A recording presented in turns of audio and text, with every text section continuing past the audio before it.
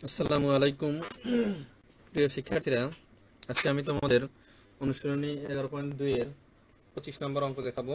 সবাই লক্ষ্য করো, এখানে লেখা আছে আশিক, মিজান, অনিকা, অহনা এই মোট 4 জনের এই টাকা আছে, অর্থাৎ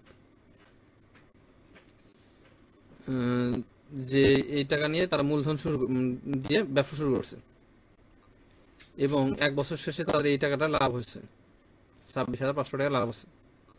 উক্ত ব্যবসার মূলধনের আশিকের অংশ আর মিজানের অংশের অনুপাত হচ্ছে 2:3, আর মিজানের অংশ অনিকার অংশ 4:5 এবং অনিকার অংশ আর অহনার অংশ এটার অনুপাত হচ্ছে 5:6।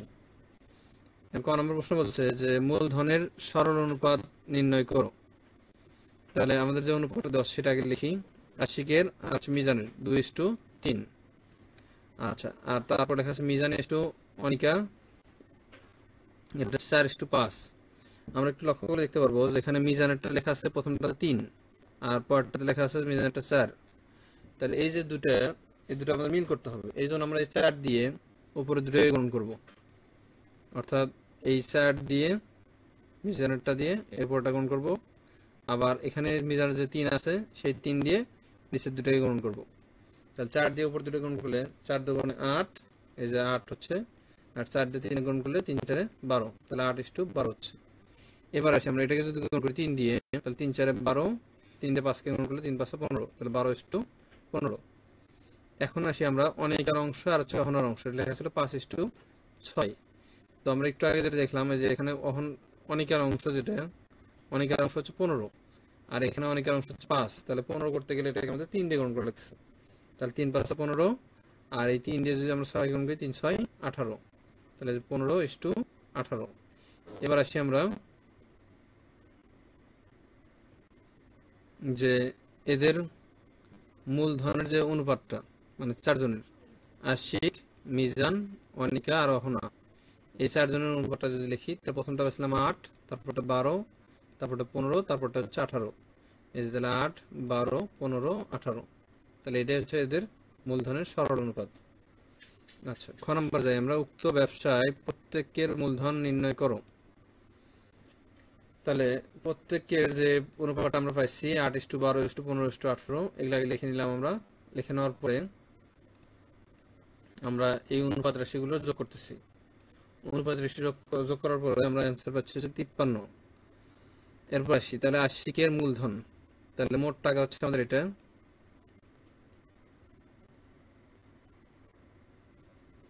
মোট টাকা হচ্ছে আমাদের 1,32,500 টাকা। আর আমাদের এই যে মোট যে অনুপাতের যোগফল সেটা হচ্ছে 53, আর আমরা যারটা বের করতেছি সেটা হচ্ছে আশিক। আশিক এটা হচ্ছে 8, এই যে 8, এই জন্য আমরা এখানে 8 লিখলাম।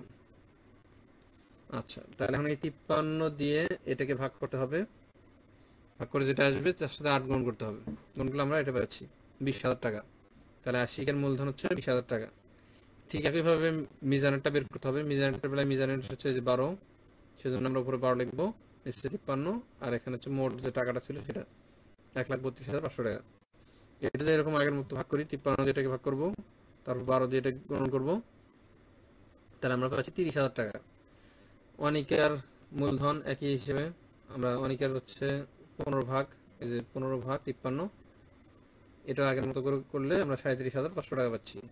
অহনার বেলায় একইভাবে অহনার অংশ হচ্ছে 18 ভাগ, তাহলে 18 ভাগ 53 লিখবো, লিখে 53 দিয়ে এটাকে ভাগ করবো, করে 18 দিয়ে গুণ করবো, তাহলে 45,000 টাকা পাচ্ছি।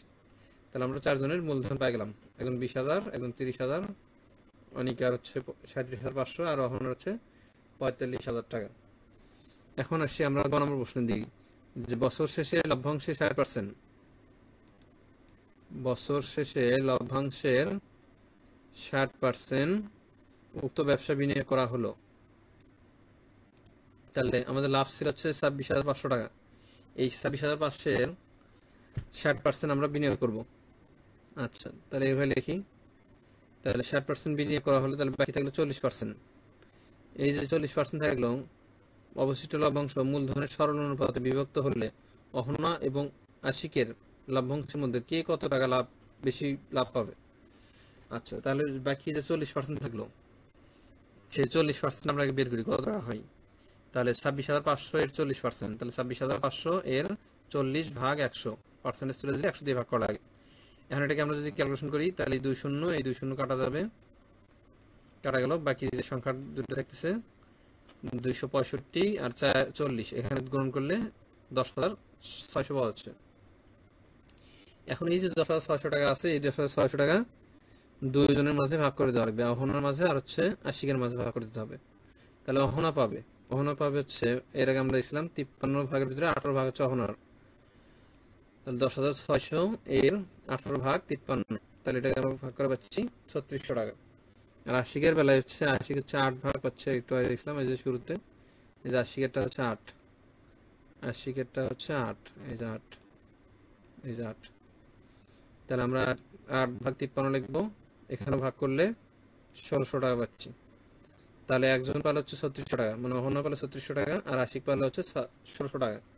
তাহলে অহনা কত টাকা বেশি পেলো? অহনা পেলে হচ্ছে এই যে 3600 থেকে 1600 বিয়োগ করলে 2000 টাকা, কারণ 2000 টাকা অহনা বেশি লাভ পাইছে। এই ছিল আমাদের আজকের অঙ্ক। আশা করি তোমরা সবগুলো অঙ্ক বুঝতে পেরেছো।